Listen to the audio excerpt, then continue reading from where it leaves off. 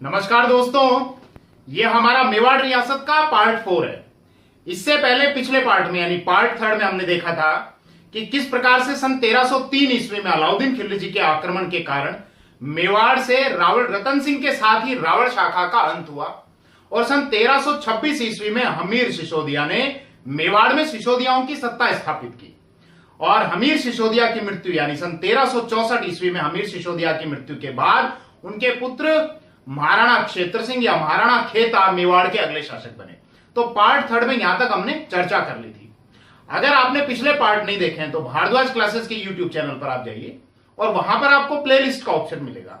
उस प्लेलिस्ट के ऑप्शन में आप मेवाड़ रियासत के पार्ट पर जाइए और वहां पिछले जो तीनों पार्ट है वहां पर आप देख सकते हैं। इसके अलावा अगर आपने फोर्ट ऑफ राजस्थान के पार्ट भी नहीं देखे हैं तो उसकी भी प्लेलिस्ट आपको मिल जाएगी और इसके अतिरिक्त आपको रिवर ऑफ राजस्थान की प्लेलिस्ट भी वहां पर मिल जाएगी। कुछ बातें और देखिए, कुछ स्टूडेंट्स के एक तो ये कमेंट आए थे कि सर बहुत से इंस्टीट्यूशन ऐसे होते हैं जो स्टार्टिंग में अच्छे वीडियोस डालते हैं लेकिन बाद में वो वीडियो डालना बंद कर देते हैं क्योंकि उनका टारगेट ज्यादा से ज्यादा ये होता है कि किसी प्रकार से अधिक स्टूडेंट्स को इंस्टीट्यूट की ओर खींचना। एक स्टूडेंट राकेश जी, उनका भी फोन आया था जैसलमेर से और उनका भी यही विषय था। तो देखो, मैं आपको आश्वस्त करना चाहता हूं, हालांकि इसी विषय पर मैं पहले भी आपसे चर्चा कर चुका हूं लेकिन फिर से मैं आपको आश्वस्त कर देना चाहता हूं कि राजस्थान की जीके से संबंधित कंप्लीट सिलेबस यानी कि पूरा हिस्ट्री का, पूरा ज्योग्राफी का और पूरा कल्चर का, ये पूरा सिलेबस मैं आपको भारद्वाज क्लासेस के यूट्यूब चैनल पर फ्री ऑफ कॉस्ट अवेलेबल कराऊंगा। इसका मैं कोई चार्ज नहीं लूंगा और मेरा ये टारगेट है, ये उद्देश्य है कि जब मैं कंप्लीट सिलेबस अपलोड कर दूं तो राजस्थान के किसी भी स्टूडेंट को राजस्थान जीके की प्रिपरेशन करने के लिए किसी भी इंस्टीट्यूशन में या किसी भी कोचिंग में नहीं जाना पड़े। खैर, वापस अब मैं अपने टॉपिक पर आ जाता हूं। तो पार्ट 3 में हमने जहां तक डिस्कशन किया था वो मैंने आपसे चर्चा की। ये हमारा पार्ट 4 है। तो मैं रमन भारद्वाज, भारद्वाज क्लासेस से, और आइए हम शुरू करते हैं मेवाड़ रियासत का पार्ट 4। तो मेवाड़ रियासत के पार्ट 3 में हमने देख लिया था कि महाराणा हमीर सिसोदिया सन 1326 ईस्वी से और 1364 ईस्वी तक मेवाड़ के शासक रहे। सन 1364 ईस्वी में हमीर सिसोदिया की मृत्यु के बाद इनके पुत्र क्षेत्र सिंह या खेता, जिनको महाराणा क्षेत्र सिंह या महाराणा खेता के नाम से जाना गया, वो मेवाड़ के अगले शासक हुए। तो अब हम यहां से शुरू करते हैं महाराणा क्षेत्र सिंह से।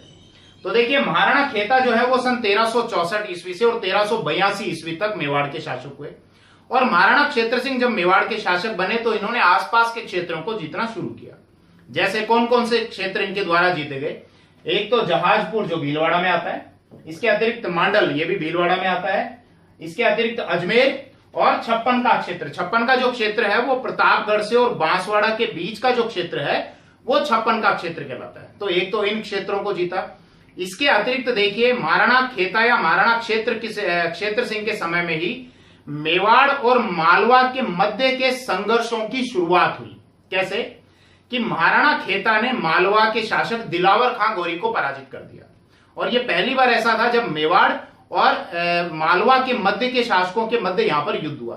अब इसके बाद मेवाड़ के आगे जितने भी शासक बनेंगे उनका मालवा के शासकों के साथ संघर्ष चलता रहेगा, लेकिन इसकी शुरुआत किसके द्वारा की गई? महाराणा खेता के द्वारा। इसीलिए महाराणा खेता को कहा जाता है मेवाड़ व मालवा के मध्य संघर्षों का सूत्रपात करने वाला मेवाड़ का शासक।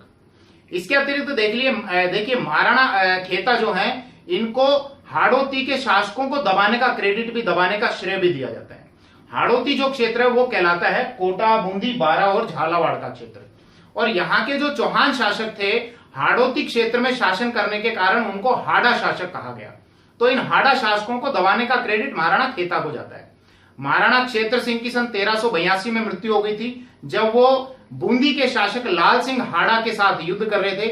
उस युद्ध में महाराणा खेता की भी मृत्यु हो गई और लाल सिंह हाड़ा की भी मृत्यु हो गई थी और महाराणा खेता की मृत्यु के पश्चात सन 1382 ईस्वी में इनके पुत्र लक्ष्य सिंह या महाराणा लाखा के नाम से जिन्हें जाना जाता है वो मेवाड़ के अगले शासक बने। अब हम महाराणा लाखा के शासन काल में घटित हुई कुछ महत्वपूर्ण ऐतिहासिक घटनाओं की बात करेंगे। इसमें वो घटना भी सम्मिलित है जब महाराणा लाखा का वृद्धावस्था में विवाह हुआ था और उस विवाह की शर्तों के कारण बाद में मेवाड़ और मारवाड़ यानी कि सिसोदियाओं और राठौड़ों के मध्य मनमुटाव हुआ। लेकिन इस घटना के बारे में विस्तृत रूप से चर्चा करने से पहले क्योंकि जब हम इस घटना की चर्चा की शुरुआत कर देंगे तो यहां पर इसके कारण मेवाड़ और मारवाड़ की आगे की राजनीति भी डिसाइड होगी, तो फिर हम बीच में कोई और टॉपिक नहीं डाल सकते। तो इस घटना के बारे में चर्चा करने से पहले कुछ और बातों के बारे में चर्चा कर लेते हैं, फिर यहां पर इस बात पर आऊंगा, इस घटना पर आऊंगा। तो एक तो ध्यान रखना कि महाराणा लाखा के शासनकाल में एक तो जावर में चांदी की खान निकल आई थी। जावर वर्तमान में आता है उदयपुर जिले में। अब आप सोचिए, जिस व्यक्ति के राज्य में चांदी की खान निकल आई तो उसकी तो चांदी ही चांदी है। वैसे भी हम ये कहावत कहते हैं, अगर कोई व्यक्ति पैसा कमा रहा है तो कहते हैं उसको कि भैया आजकल तो बहुत चांदी कूट रहा है। तो यहां तो वास्तव में चांदी की खान निकल आई थी। तो इसका परिणाम क्या हुआ? एक तो मेवाड़ रियासत आर्थिक रूप से सक्षम हो गई। दूसरा देखिए, अगर किसी रियासत के पास में बहुत पैसा है तो उसका रिजल्ट क्या होता है? वो रियासत एक बड़ी सेना रख सकता है, बड़ी सेना रख सकती है, क्योंकि जितना पैसा है तो उतनी बड़ी सेना रख सकते हैं, उनका खर्चा उठा सकते हैं। तो इसी कारण मेवाड़ जो है ये सैन्य रूप से भी सक्षम हो गया। इसके अतिरिक्त महाराणा लाखा ने इस चांदी का यानी इस पैसे का एक और उपयोग किया। क्या कि सन 1303 ईस्वी में जब अलाउद्दीन खिलजी ने चित्तौड़ पर आक्रमण किया था तो उस समय अलाउद्दीन खिलजी ने बहुत से मंदिरों को ध्वस्त कर दिया था। तो यहां महाराणा लाखा ने इस पैसे से उन सभी मंदिरों का जीर्णोद्धार करवाया और उनका मरम्मत कार्य करवाया था। तो यहां पर महाराणा लाखा को आर्थिक रूप से बहुत फायदा हुआ इस चांदी की खान निकलने का। दूसरी बात करते हैं, महाराणा लाखा के शासनकाल में ही ये पिछोला झील जो आपको दिख रही है इसका निर्माण कराया गया। ये पिछोला झील अगर आप कभी घूमने जाएं तो उदयपुर का सिटी पैलेस है, सिटी पैलेस के पीछे की ओर है ये पिछोला झील। तो इसके बारे में थोड़ी सी हम चर्चा कर लेते हैं। देखो, ऐसी जनश्रुति है, ऐसा बताया जाता है कि महाराणा लाखा के शासनकाल में एक बंजारे ने, जिसका नाम था पिच्छू, उस बंजारे ने अपने बैल की स्मृति में, अपने बैल की याद में इस झील का निर्माण कराया था। तो पिच्छू बंजारे के नाम के कारण ही इस झील को पिछोला झील कहा गया। अब ये तो जनश्रुति है। यहां ये जो झील है, इस झील के अंदर आपको एक तो जग मंदिर घूमने को मिलेगा, जग मंदिर आप जा सकते हैं, एक आप जग निवास जा सकते हैं। यहां मैं इनकी चर्चा इसलिए कर रहा हूं क्योंकि इससे संबंधित सवाल पूछ लिए जाते हैं। और वैसे भी अगर आप कभी उदयपुर घूमने जाएं तो आपके माइंड में ये रहे तो आप जरूर वहां घूमने जाना। आपको क्या करना होगा, सिटी पैलेस से एक बोट लेनी होगी और उस बोट के माध्यम से, नाव के माध्यम से आप जग मंदिर या जग निवास तक जा सकते हैं। पहले हम बात कर लेते हैं जग मंदिर की। देखिए, जग मंदिर का जो निर्माण कार्य शुरू किया था वो मेवाड़ के महाराणा थे कर्ण सिंह। सन 1620 ईस्वी में वो शासक बने थे, 1620 में, और 1628 ईस्वी तक वो शासक रहे, थोड़े से समय के लिए। लेकिन जग मंदिर का निर्माण कार्य उन्होंने शुरू किया था जिसको वो पूर्ण नहीं करा सके, और इसको पूर्ण कराने का कार्य किया महाराणा कर्ण सिंह के बाद जो अगले शासक बने थे, उनके पुत्र जगत सिंह फर्स्ट। उन्होंने जग मंदिर को पूर्ण करवाया, इसीलिए उसका नाम जग मंदिर पड़ा, जगत सिंह के कारण। एक दूसरा और आता है जग निवास। ये जग निवास जो है ये वर्तमान में लेक पैलेस बोलते हैं इसको, वहां पर एक होटल संचालित है वर्तमान में। और इस जग निवास का जो निर्माण करवाया था वो महाराणा जगत सिंह सेकंड के द्वारा कराया था, सन 1743 से 1746 ईस्वी के आसपास में कराया था। इसके अतिरिक्त देखो, एक क्वेश्चन पूछा गया था कि एक नटनी के बारे में। एक नटनी जो होती है ना, जैसे किसी तार पे एक रस्सी बांध लेती है या तार बांध लेती है, उसके ऊपर वो चलती है और अपने हाथ में एक बांस या एक लकड़ी सी ले लेती है, तो उनको हम नटनी बोलते हैं और उस खेल को बोलते हैं नटनी का खेल। तो इसी से संबंधित एक सवाल पूछा गया था कि नटनी गलकी का चबूतरा कहां पर है, तो मैं उसकी थोड़ी सी बात करता हूं। वो यहीं पर है, पिछोला झील के पास में। यहां पर एक जगह है जिसका नाम है बीजरी, और वहां नटनी गलकी का चबूतरा बनाया हुआ है। अब दिमाग में सवाल तो ये आ जाता है कि साहब ये नटनी गलकी कौन थी, आखिर इसका चबूतरा यहां क्यों बनाया गया?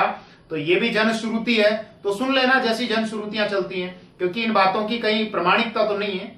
ऐसा बताया जाता है कि महाराणा जगत सिंह सेकंड के समय एक नटनी थी जिसका नाम था गलकी, और गलकी ने महाराणा जगत सिंह सेकंड से यह शर्त लगाई कि मैं पिछोला झील के एक किनारे से और दूसरे किनारे तक चली जाऊंगी केवल रस्सी पर चलते हुए, और अगर मैं यहां तक चली गई तो आपको, मैंने अगर मतलब इस झील को अगर पार कर लिया तो आपको मेवाड़ का आधा राज्य मुझे देना पड़ेगा। और महाराणा जगत सिंह सेकंड ने उसकी शर्त को स्वीकार कर लिया था।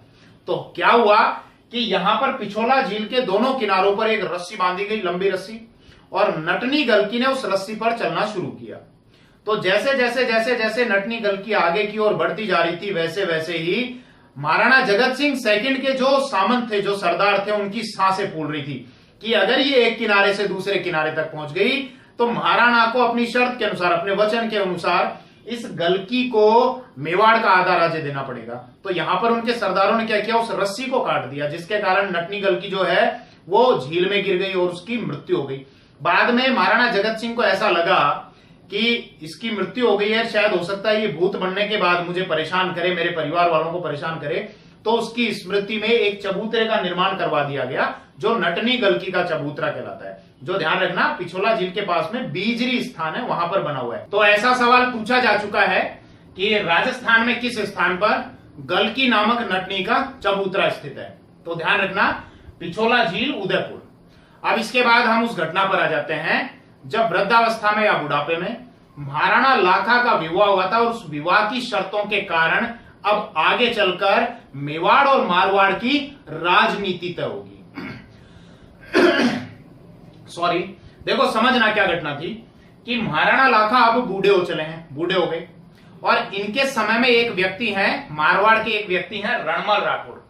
रणमल राठौड़ अभी मारवाड़ के शासक नहीं है, लेकिन आगे चलकर मारवाड़ के शासक बनेंगे। और रणमल राठौड़ के ही पुत्र थे राव जोधा, जिन्होंने सन 1459 ईस्वी में जोधपुर का नगर बसाया और जोधपुर के मेहरानगढ़ दुर्ग का निर्माण कराया। वैसे मेहरानगढ़ के दुर्ग से संबंधित मैं वीडियो पहले ही अपलोड कर चुका हूं, अगर आपने नहीं देखा है तो आप भारद्वाज क्लासेस के यूट्यूब चैनल पर जाइए, वहां प्लेलिस्ट में आपको फोर्ट ऑफ राजस्थान का पार्ट मिलेगा। उस फोर्ट ऑफ राजस्थान में मेहरानगढ़ के दुर्ग का आपको पार्ट मिल जाएगा। वापस मैं अपने पॉइंट पर आ जाता हूं। तो भैया यहां मारवाड़ के रणमल राठौड़ ने क्या किया, इनकी बहन थी हंसाबाई, और हंसाबाई के विवाह का प्रस्ताव लेकर एक व्यक्ति को भेजा, उसको नारियल देकर भेजा। कहां पर, मेवाड़ में महाराणा लाखा के दरबार में। अब ये जो विवाह का प्रस्ताव था हंसाबाई के विवाह का, ये महाराणा लाखा के बड़े पुत्र चूड़ा के लिए था। लेकिन जब वो दूत नारियल लेकर महाराणा लाखा के दरबार में गया तो उस समय चूड़ा दरबार में थे नहीं, और महाराणा लाखा ने उस नारियल को, उस दूत को देखकर जो बात कही वो बात मैं आपको बता रहा हूं। और इस बात का जो सोर्स है वो एक तो है गोपीनाथ शर्मा की राजस्थान का इतिहास। गोपीनाथ शर्मा जो है ये राजस्थान यूनिवर्सिटी में इतिहास के प्रोफेसर थे। तो राजस्थान का इतिहास इनकी एक किताब है, उसमें है पेज नंबर 177। इसके अलावा गौरीशंकर हीराचंद ओझा की किताब है उदयपुर राज्य का इतिहास भाग फर्स्ट, पेज नंबर 265-66। और इसके अलावा कर्नल जेम्स टोड ने भी इस घटना के बारे में लिखा है। तो जो मैं आपको बताने वाला हूं उसको सुनना। यहां पर महाराणा लाखा ने उस नारियल को और दूध को देखकर ये कहा कि भैया अब भला बुढ़ापे में हमारे लिए कौन नारियल भेजेगा। यानी कहने का इसका अगर आप अर्थ समझे तो ये है कि भला हम बूढ़ों के लिए, या हमारा बुढ़ापा आ चुका है, तो बुढ़ापे में भला हमारे लिए कौन विवाह का प्रस्ताव भेजेगा। तो इसका मतलब क्या है कि महाराणा लाखा की अभी भी इच्छा तो है विवाह करने की। अब दूत ने जब ये सारी बात रणमल राठौड़ को बताई तो रणमल राठौड़ ने ये कहलवा कर भेजा कि मैं अपनी बहन हंसाबाई का विवाह आपसे ही तय कर दूंगा, लेकिन मेरी एक शर्त है।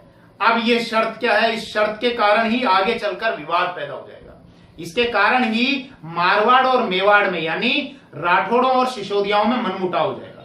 क्या शर्त कही, रणमल राठौड़ ने कहा कि हंसाबाई का विवाह मैं आपसे कर दूंगा, लेकिन शर्त यह है कि मेवाड़ का अगला जो शासक बनेगा ना, वो मेरी बहन हंसाबाई का पुत्र होगा। अब दिक्कत ये थी कि महाराणा लाखा के जो बड़े पुत्र थे वो थे चूड़ा, और महाराणा लाखा अपने पुत्र चूड़ा से प्रेम करते थे, और चूड़ा जो है वो भी महाराणा लाखा से इतना प्रेम किया करते थे कि उस समय मेवाड़ में चूड़ा को पितृभक्त चूड़ा कहा जाता था, यानी पिता का भक्त चूड़ा। तो यहां पर जब चूड़ा को ये सारी बात पता चली तो चूड़ा ने रणमल राठौड़ से ये कहा कि मैं अपने राज्य के अधिकार को त्याग दूंगा, आप हंसाबाई का विवाह महाराणा लाखा के साथ कर दीजिए। और इसी के कारण चूड़ा को मेवाड़ का भीष्म कहा गया। थोड़ा सा इस बात के बारे में आप समझना कि मेवाड़ का भीष्म क्यों कहा गया, आखिर भीष्म कौन थे और भीष्म में और चूड़ा में क्या समानता थी। तो देखो महाभारत आपने जरूर देखी होगी, और महाभारत में एक किरदार निभाया है मुकेश खन्ना ने। इनको हम भीष्म पितामह के नाम से जानते हैं। भीष्म पितामह के बचपन का नाम था देवव्रत, और ये किसकी संतान थे, शांतनु और गंगा, इनकी संतान थे देवव्रत। अब देखो यहां पर शांतनु को एक महिला से प्रेम हुआ जिसका नाम था सत्यवती, और शांतनु सत्यवती से विवाह तो करना चाहते थे, लेकिन सत्यवती के पिता ने यह शर्त रख दी थी कि हस्तिनापुर का अगला जो शासक होगा, यानी शांतनु के राज्य का, वो सत्यवती का पुत्र ही होगा। अब शांतनु ये कैसे वचन दे दें? तो यहां पर उनके ज्येष्ठ पुत्र देवव्रत ने सत्यवती के पिता से ये कहा कि मैं अपने राज्य के अधिकार को त्याग दूंगा, आप सत्यवती का विवाह महाराज शांतनु से कर दीजिए और मैं कभी भी राज्य का अपना अधिकार सिद्ध नहीं करूंगा। तो यहां पर देवव्रत यानी कि भीष्म पितामह ने जो काम किया, ठीक वैसी ही समानता किसके कार्यों में रही? मेवाड़ के चूड़ा के कार्यों में। इसीलिए चूड़ा को हम क्या कहते हैं? मेवाड़ का भीष्म। अब आ जाते हैं भैया, वापस पॉइंट पर आ जाते हैं। देखो यहां विवाह हो गया और विवाह के 13 माह बाद महाराणा लाखा और हंसाबाई के एक पुत्र उत्पन्न हुआ जिसका नाम रखा गया मोकल। और महाराणा लाखा ने विवाह की शर्त के अनुसार मोकल को अपना उत्तराधिकारी घोषित कर दिया। अब देखिए सन 1421 ईस्वी में महाराणा लाखा की मृत्यु हो गई और जब महाराणा लाखा अपने अंतिम समय पर थे तो उस समय मोकल की जो आयु थी वो मात्र 12 वर्ष थी। इसीलिए महाराणा लाखा ने अपने बड़े पुत्र चूड़ा को मोकल का संरक्षक नियुक्त कर दिया, क्योंकि वो जानते थे एक 12 वर्ष का जो बालक है वो अच्छे से राज्य संचालन नहीं कर सकता। इसीलिए चूड़ा को उन्होंने मेवाड़ का संरक्षक बना दिया। ठीक है भैया, महाराणा लाखा की तो यहां पर मृत्यु हो गई और महाराणा लाखा की मृत्यु के बाद अगले जो शासक बने वो महाराणा मोकल हुए, जो सन 1421 ईस्वी से और 1433 ईस्वी तक मेवाड़ के शासक रहे। देखिए महाराणा मोकल के बारे में हम बात करें उससे पहले हम महाराणा लाखा से संबंधित एक चर्चा और कर लेते हैं, जो कि क्वेश्चन पूछ लिया जाता है जिस विषय से रिलेटेड। क्वेश्चन ये पूछा जाता है कि संस्कृत के महान विद्वान झोटिंग भट्ट और धनेश्वर भट्ट किसके दरबारी थे? तो ध्यान रखना, झोटिंग भट्ट और धनेश्वर भट्ट जो हैं वो महाराणा लाखा के दरबारी थे और संस्कृत के महान विद्वान थे। ठीक है, अब हम आ जाते हैं महाराणा मोकल के ऊपर। तो देखिए महाराणा मोकल जो है वो मात्र 12 वर्ष की आयु में मेवाड़ के शासक बन गए और महाराणा मोकल के समय ज्यादातर जो निर्णय लिया करते थे वो चूड़ा लिया करते थे, क्योंकि मोकल इस समय बालक थे, मात्र 12 वर्ष के थे। अब यही बात जो है हंसाबाई को अच्छी नहीं लगती थी और हंसाबाई हमेशा चूड़ा को शक की नजर से देखती थी। हमेशा ये सोचती थी कि चूड़ा जो है ये मौका पाकर या अवसर पाकर मोकल की तो हत्या कर देगा और स्वयं मेवाड़ का शासक बन जाएगा। हालांकि चूड़ा ऐसा नहीं करता, क्योंकि वो बहुत ही स्वाभिमानी था और चूड़ा ने अपने पिता की इच्छा पूर्ति के लिए अपने राज्य के अधिकार तक को त्याग दिया था। वरना हमने इतिहास में ऐसे ऐसे पुत्र भी देखे हैं जिन्होंने राज्य प्राप्ति के लिए अपने पिता तक की हत्या कर दी थी। तो चूड़ा अगर चाहता तो पहले ही विद्रोह कर देता, लेकिन चूड़ा ने ऐसा किया नहीं। तो यहां पर हंसाबाई के मन में शक होने लगा और हंसाबाई के शक को भड़काने का कार्य जो किया वो उसके भाई ने किया, रणमल राठौड़ ने। क्योंकि रणमल राठौड़ की यहां पर महत्वाकांक्षा जाग रही थी कि वो मेवाड़ का शासक भी बन जाए और मारवाड़ का शासक भी हो जाए। देखो रणमल राठौड़ की ये महत्वाकांक्षाएं क्यों जाग रही थी, वो क्यों मेवाड़ को अपने अधिकार में लेना चाह रहा था, तो थोड़ा सा एक बार हम रणमल राठौड़ के ऊपर चर्चा कर लेते हैं। ये अभी हमने देखा कि सन 1421 ईस्वी में मोकल जो है वो मेवाड़ का शासक बन गया और मोकल कौन था? रणमल राठौड़ का भांजा। अब रणमल राठौड़ के दिमाग में यह है कि साहब मेरा भांजा तो है मेवाड़ का शासक और मेरी बहन जो हंसाबाई है वो मेवाड़ की राजमाता है। अब ठीक इसी समय यानी 1421 के बाद सन 1423 ईस्वी में मारवाड़ में राजनीतिक परिवर्तन हुआ, सत्ता परिवर्तन हुआ। कैसे? हम एक बार चल लेते हैं मारवाड़ की ओर, वहां देखते हैं जरा कि 1423 में वहां जो घटनाएं हो रही हैं उनका यहां अब मेवाड़ से क्या लिंक रहेगा। तो ध्यान देना, मारवाड़ के जो शासक थे वो थे सन 1384 से और 1400 राव चूड़ा। ध्यान रखना, मेवाड़ के चूड़ा अलग है और ये जो है ये मारवाड़ के ये राव चूड़ा है जो कि राठौड़ शासक है। राव चूड़ा कौन है? रणमल राठौड़ के पिता।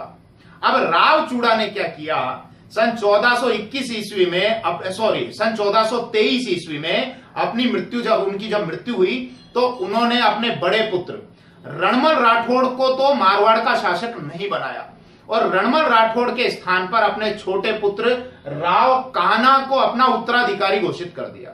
कान्हा को क्यों बनाया उन्होंने? क्योंकि वो अपनी एक रानी से ज्यादा प्रेम किया करते थे जिसका नाम था किशोरी कंवर या किशोरी देवी। तो किशोरी कंवर या किशोरी देवी के प्रेम के कारण उन्होंने किशोरी देवी के पुत्र राव कान्हा को अपना उत्तराधिकारी घोषित कर दिया। ठीक है, कब घोषित किया? सन 1423 ईस्वी में। अब इसी बात से नाराज होकर रणमल राठौड़ कहां चला गया था? मेवाड़ चला गया था। और रणमल राठौड़ इसी फिराक में था कि कब मेरे को अवसर मिले और कब मैं मारवाड़ पर अधिकार कर लूं। ध्यान रखना, उस समय मारवाड़ की जो राजधानी हुआ करती थी वो हुआ करती थी मंडोर, जो कि वर्तमान में जोधपुर के पास में है। अब राव कान्हा के जीवित रहते तो रणमल राठौड़ को वापस मारवाड़ का राज्य नहीं मिला। लेकिन क्या हुआ, सन 1427 ईस्वी में राव कान्हा की मृत्यु हो गई। और राव कान्हा की मृत्यु के बाद उसके दो पुत्र रणधीर और नरभद्र के बीच में आपस में संघर्ष होने लग गया। बस यही मौका रणमल राठौड़ को चाहिए था और रणमल राठौड़ ने मेवाड़ की सेना की सहायता से मारवाड़ पर आक्रमण किया और मंडोर पर अपना अधिकार कर लिया। यानी अब मंडोर का जो अगला राजा बन गया राव कान्हा के बाद, वो कौन बना? रणमल राठौड़। ठीक है भैया, मारवाड़ तो रणमल राठौड़ के अधिकार में आ गया। लेकिन रणमल राठौड़ की महत्वाकांक्षाएं बढ़ती जा रही थी। होता है ना, जब किसी व्यक्ति को थोड़ा बहुत मिलने लग जाता है तो धीरे धीरे उसकी महत्वाकांक्षा बढ़ने लग जाती है कि और अधिक प्राप्त करने की इच्छा जागने लग जाती है। तो रणमल राठौड़ ये सोचने लगा कि मारवाड़ पर तो मेरा अधिकार है ही, क्यों ना मैं मेवाड़ को भी अपने अधिकार में ले लूं। अब मेवाड़ को अधिकार में ले सकता था, लेकिन मेन जो दिक्कत आ रही थी वो आ रही थी चूड़ा के कारण। कौन चूड़ा? रणमल राठौड़ के पिता नहीं, ये चूड़ा जिनको मेवाड़ का संरक्षक बनाया था महाराणा लाखा ने, जिनको मेवाड़ का भीष्म हम कहते हैं। तो चूड़ा के होते हुए रणमल राठौड़ आसानी से मेवाड़ पर अपना अधिकार नहीं कर सकता था।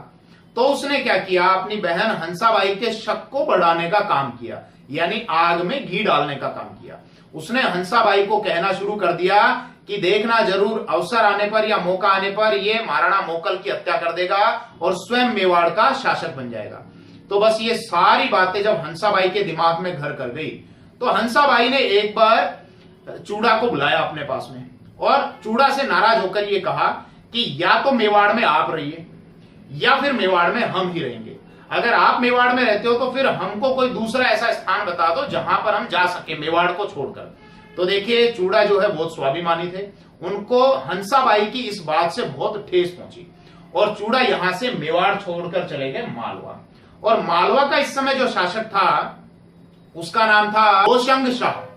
तो होशंग शाह के पास में चूड़ा चले गए और होशंग शाह ने चूड़ा का बहुत आदर सत्कार किया, उनका सम्मान किया और उनको अपने राज्य में रहने दिया। अब देखिए, यहां पर रणमल राठौड़ ये चाह रहा था कि चूड़ा निकल जाए, तो चूड़ा तो चला गया, लेकिन चूड़ा ने क्या किया, अपने छोटे भाई राघव देव को वहां पर नियुक्त कर दिया ताकि मेवाड़ का शासन संचालन जो है वो अच्छे तरीके से चलता रहे और मेवाड़ में क्या क्या हो रहा है उस सारी घटना की खबर चूड़ा को मिलती रहे, मालवा तक पहुंचती रहे। तो यहां पर अब चूड़ा तो चला गया तो रणमल राठौड़ का काम हो गया आसान। और रणमल राठौड़ ने इसी बात का फायदा उठाकर मेवाड़ में शिशोदियाओं के स्थान पर राठौड़ों को उच्च पदों पर नियुक्त करना शुरू कर दिया। यानी जो मेन जो मुख्य पद थे उन पर राठौड़ों को नियुक्त करना शुरू कर दिया, क्योंकि इस समय राज्य का जो ज्यादातर जो निर्णय लिया करते थे वो रणमल राठौड़ लिया करते थे, क्योंकि मेवाड़ के जो संरक्षक थे चूड़ा वो तो छोड़कर चले गए मालवा। और हंसाबाई ने क्या किया, चूड़ा के जाने के बाद अपने भाई रणमल राठौड़ को मोकल का संरक्षक नियुक्त कर दिया। तो बस इसी बात का फायदा उठाने लग गए रणमल राठौड़। तो रणमल राठौड़ ने ज्यादातर पद किसको देने शुरू कर दिए, राठौड़ों को। और मेवाड़ में सिसोदियाओं की एक तरीके से देखी जाए तो केवल नाम मात्र किसी सत्ता रह गई थी, सिसोदियाओं के पास में कोई ज्यादा बड़े पद नहीं रह गए थे। अब यहां पर देखो, इसी बीच में क्या किया, रणमल राठौड़ की तो महत्वाकांक्षाएं बढ़ रही थी, उसको मेवाड़ पर अपना अधिकार करना था, लेकिन राघव देव के होते ये उसके लिए पॉसिबल नहीं हो पा रहा था। तो रणमल राठौड़ ने राघव देव की भी हत्या करवा दी। अब राघव देव की हत्या करवाने के कारण वहां के जो सिसोदिया सरदार हैं वो बहुत नाराज हुए, क्योंकि एकमात्र मेवाड़ में राघव देव ही ऐसे व्यक्ति बचे थे जो सिसोदिया सरदारों का प्रतिनिधित्व कर रहे थे, क्योंकि मोकल तो इस समय बालक थे। अब इस घटना के कारण सिसोदियाओं में बहुत आक्रोश हुआ। अब कुछ समय के लिए एक बार हम यहां पर स्टॉप कर देते हैं, इस पॉइंट को वापस अभी उठाऊंगा मैं थोड़ी देर बाद, लेकिन एक बार हम महाराणा मोकल से संबंधित कुछ चर्चा कर लेते हैं, उसके बाद फिर मैं इसी पॉइंट से वापस उठाऊंगा जो अभी हम डिस्कशन कर रहे हैं। क्योंकि फिर बाद में होगा क्या कि महाराणा मोकल की अगर मैं डिस्कशन बाद में करूंगा तो ये सारा लिंक जुड़ नहीं पाएगा। तो राघव देव की हत्या हो गई, थोड़ी देर के लिए स्टॉप करते हैं, महाराणा मोकल के बारे में थोड़ी सी चर्चा कर लेते हैं कि उनके राज्य में क्या क्या विशेष हुआ था। तो हमने देखा कि सन 1421 से और 1433 ईस्वी तक महाराणा मोकल मेवाड़ के शासक रहे। और महाराणा मोकल के समय एक तो ध्यान रखना, सन 1428 में महाराणा मोकल ने नागौर पर आक्रमण किया था। नागौर का उस समय शासक था फिरोज खां, और नागौर के शासक की सहायता के लिए गुजरात की सेना भी आई हुई थी, और गुजरात का जो शासक था वो था अहमद शाह। तो महाराणा मोकल ने सन 1428 में फिरोज शाह और अहमद शाह यानी नागौर और गुजरात की संयुक्त सेनाओं को पराजित कर दिया, और यह युद्ध था रामपुरा का युद्ध, और रामपुरा के युद्ध में महाराणा मोकल विजयी रहा। अब देखिए, यहां जब गुजरात की सेना पराजित हुई तो अहमद शाह इस बात का बदला लेने की फिराक में था, और सन 1433 ईस्वी में अहमद शाह ने गुजरात से मेवाड़ की ओर चढ़ाई शुरू कर दी। अब महाराणा मोकल को जब इस बात की खबर लगी तो महाराणा मोकल भी आगे की ओर बढ़े अहमद शाह का मुकाबला करने के लिए, और वो पहुंचे जीलवाड़ा स्थान पर। देखिए, जीलवाड़ा स्थान जो है वो दक्षिणी मेवाड़ में है, और जीलवाड़ा की जो नाड़ है, नाड़ समझना क्या होता है, जैसे राजस्थान में अरावली पर्वत श्रृंखला है, पहाड़ी श्रृंखला है, और उनके बीच बीच में क्या होता है, तंग घाटियां होती हैं, सकरी घाटियां होती हैं, तंग रास्ते होते हैं, उनको हम कहते हैं नाड़ या दर्रे। तो यहां पर झीलवाड़ा की जो नाड़ है वो दक्षिणी राजस्थान में है, और इस नाड़ से ही मेवाड़ और गुजरात की ओर जाने का रास्ता बनता है। तो महाराणा मोकल वहां झीलवाड़ा स्थान पर पहुंच गए अहमद शाह का मुकाबला करने के लिए, लेकिन महाराणा मोकल की यहां पर षड्यंत्र करके हत्या कर दी गई। किसने की हत्या? ध्यान देना, दो व्यक्ति थे, चाचा और मेरा, और इनको उकसाने वाला जो व्यक्ति था, इनका साथ देने वाला जो व्यक्ति था वो था महपा पंवार। तो चाचा और मेरा ने महाराणा मोकल की हत्या कर दी। हम कारण समझते हैं एक बार कि महाराणा मोकल की हत्या आखिर क्यों की। तो हत्या का कारण यह है कि महाराणा मोकल के जो दादा थे महाराणा क्षेत्र सिंह या महाराणा खेता, उनकी एक दासी थी जो खातिन जाति की थी। खाती जिनको हम जानते हैं जो लकड़ी का कार्य करते हैं, या जिनको हम कारपेंटर भी कहते हैं। तो महाराणा क्षेत्र सिंह और उनकी खातिन जाति की दासी की जो संतान थे वो थे चाचा और मेरा। देखिए, मैं थोड़ा सा एक बार इस पर चर्चा कर लेता हूं कि ये दासियों को क्या कहते थे, या इनसे उत्पन्न संतानों को क्या कहा जाता था। जब राजे रजवाड़ों में शादी की जाती थी लड़की की, तो लड़की के साथ साथ में जो दहेज दिया जाता था, तो दहेज के रूप में बहुत सारी कुंवारी कन्याएं भी भेंट की जाती थी, जिनको दासी या डावरिया कहा जाता था। अब राजा को जब ये दासी या डावरिया पसंद आ जाती थी तो वो इनसे संबंध बना लिया करते थे, और इनसे जो उत्पन्न संतान होती थी, यानी दासी से जो संतान उत्पन्न होती थी, उनको दिया चाकर कहा जाता था। और दासी से उत्पन्न संतानों को समाज में वो सम्मान या वो प्रतिष्ठा प्राप्त नहीं होती थी जो कि राजवंश के लोगों को प्राप्त होती थी। इसीलिए इन लोगों में कई बार हीन भावना भी आ जाती थी।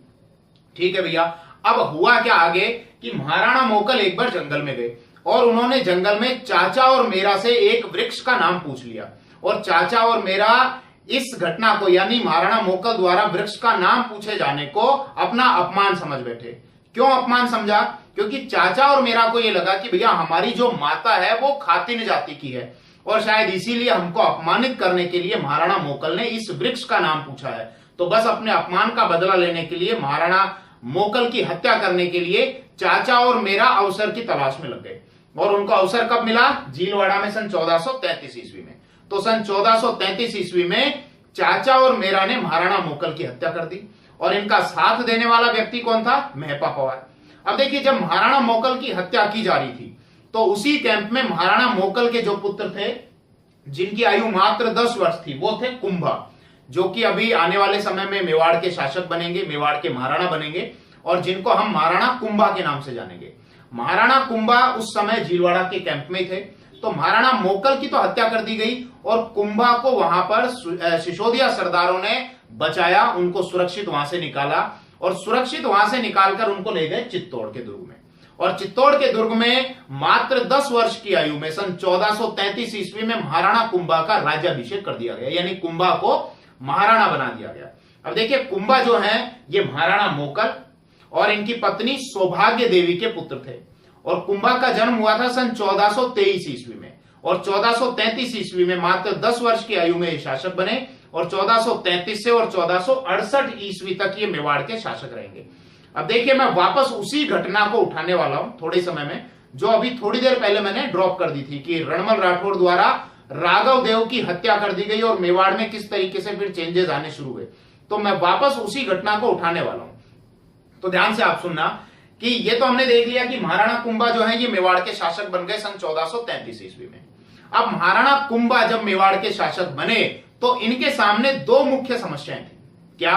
एक तो अपने पिता महाराणा मोकल के हत्यारों चाचा और मेरा और इनका साथ देने वाले व्यक्ति महपा पंवार की हत्या करना, और दूसरा जो मेवाड़ में रणमल राठौड़ का प्रभाव बढ़ता जा रहा था, मेवाड़ में जो राठौड़ों का प्रभाव बढ़ता जा रहा था, तो किसी तरीके से रणमल राठौड़ और राठौड़ों के प्रभाव को मेवाड़ से कम करना। तो ये मुख्य समस्याएं थी महाराणा कुंभा के सामने। अब मैं वापस उस घटना को उठा लेता हूं कि वहां रणमल राठौड़ ने जब राघव देव की हत्या की, तो यहां पर अब आने वाले समय में क्या क्या चेंजेस होंगे। देखो, रणमल राठौड़ ने तो राघव देव की हत्या कर दी, और इसी दौरान मेवाड़ में बहुत सारी दलबंदियां भी यानी गुटबाजियां भी होने लगी। राठौड़ों के अलग गुट बन गए, सिसोदियाओं के अलग गुट बन गए, और बाद में हमने देखा कि सन 1433 ईस्वी में महाराणा मोकल की भी हत्या कर दी गई। अब धीरे धीरे धीरे जब ये सारी घटनाएं मेवाड़ में हो रही थी, यानी कि मेवाड़ में राजनीतिक अस्थिरता का दौर चल रहा था, साथ ही साथ अलग अलग गुटबाजियां भी हो रही थी, गुटबंदियां भी हो रही थी, तो धीरे धीरे हंसाबाई को यह समझ में आने लगा कि मेवाड़ में ये जो स्थिति उत्पन्न हो रही है, ये जो संकट उत्पन्न हो रहा है, ये सिर्फ और सिर्फ मेरे भाई रणमल राठौड़ के कारण हो रहा है। और रणमल राठौड़ के बहकावे में आकर मैंने चूड़ा जैसे एक स्वाभिमानी और ईमानदार व्यक्ति को, कर्तव्यनिष्ठ व्यक्ति को मेवाड़ से निष्कासित कर दिया, जो अभी कहां पर रह रहा है, मालवा में रह रहा है। तो यहां पर देखिए, चूड़ा को वापस मेवाड़ बुलाया गया, और इस समय जो मेवाड़ की स्थिति थी उस पर चर्चा की गई। तो एक तो देखिए, अब शासक कौन बन चुके थे मेवाड़ के, महाराणा कुंभा। तो महाराणा कुंभा ने सबसे पहले तो अपने पिता के हत्यारों का बदला लिया, यानी चाचा और मेरा की तो हत्या कर दी, लेकिन अभी महपा पंवार की हत्या नहीं की है। महपा पंवार अभी जान बचाकर अपनी भाग जाएगा मालवा, वो मैं डिस्कशन करूंगा अभी नेक्स्ट वीडियो में, क्योंकि अभी मालवा में भी कुछ राजनीतिक परिवर्तन आने वाले हैं। तो महाराणा कुंभा ने अपने पिता के हत्यारों चाचा और मेरा की तो हत्या कर दी। अब दूसरी जो समस्या थी वो थी रणमल राठौड़ की। तो सन 1438 ईस्वी में, 1438 में सिसोदिया सरदारों ने षड्यंत्र करके रणमल राठौड़ की भी हत्या कर दी, और रणमल राठौड़ का यह अंत हुआ कि वो मेवाड़ की राजनीति में उलझकर और मृत्यु को प्राप्त हुआ। रणमल राठौड़ की हत्या के पीछे एक और कारण बताया जाता है, वो जनश्रुतियां हैं। वो क्या बताया जाता है कि रणमल राठौड़ को हंसाबाई की एक दासी भारमली से प्यार हो गया था, और रणमल राठौड़ ने भारमली को बुलाया और भारमली को जहर देकर ये कहा, उसके हाथ में जहर की पुड़िया रखी और ये कहा कि आप जाकर ये जहर महाराणा कुंभा को दे दीजिए, जिससे महाराणा कुंभा तो मर जाएंगे और मैं मेवाड़ का राजा बन जाऊंगा और आपको मेवाड़ की महारानी बना दूंगा। लेकिन देखिए, भारमली जो थी वो एक स्वामी भक्त थी, और साथ ही साथ वो महाराणा कुंभा को अपने पुत्र के समान मानती थी। तो भारमली ने रणमल राठौड़ के कहने पर महाराणा कुंभा को तो जहर नहीं दिया, लेकिन महाराणा कुंभा के कहने पर रणमल राठौड़ की शराब में जहर मिला दिया, जिसके कारण रणमल राठौड़ की मृत्यु होगी। तो खैर, रणमल राठौड़ की मृत्यु का जो भी कारण रहा हो, भले ही सिसोदिया सरदारों ने षड्यंत्र करके उसको मारा हो या भारमली के द्वारा रणमल राठौड़ को मारा गया हो, कुल मिलाकर महाराणा कुंभा की दोनों समस्याओं का हल हो गया। चाचा और मेरा भी मारे गए, लेकिन अभी महपा पंवार जिंदा है, और रणमल राठौड़ भी मारा गया। अब महाराणा कुंभा के शासनकाल में देखिए, मेवाड़ जो है वो बहुत सांस्कृतिक, कला और संस्कृति के क्षेत्र में बहुत विकास करेगा, बहुत उन्नति करेगा। और महाराणा कुंभा के जो पिता थे महाराणा मोकल, उन्होंने कला और संस्कृति के विकास की जो शुरुआत की थी उसका पूरा फायदा उठाएंगे महाराणा कुंभा। ध्यान रखना, महाराणा मोकल ने भी कला और संस्कृति के क्षेत्र में बहुत योगदान दिया है, लेकिन कला और संस्कृति के क्षेत्र में मेवाड़ को चरम सीमा तक पहुंचाने वाले जो व्यक्ति थे वो महाराणा कुंभा थे। अब थोड़ा सा गौर करना आप इस बात का, जो मैंने महाराणा मोकल के बारे में आपसे कहा कि महाराणा मोकल ने भी मेवाड़ में कला और संस्कृति का बहुत विकास किया, तो महाराणा मोकल से संबंधित कुछ सवाल पूछ लिए जाते हैं कि इनके राज्य में एक तो आर्किटेक्ट, यानी कि जिसको हम कहते हैं वास्तुकार, तो महाराणा मोकल के शासनकाल में जो वास्तुकार थे मना, फना, विसल, ये बहुत प्रसिद्ध है, फेमस है। इसके अलावा महाराणा मोकल के शासनकाल में योगेश्वर और भट्ट विष्णु जैसे विद्वान व्यक्ति भी रहा करते थे।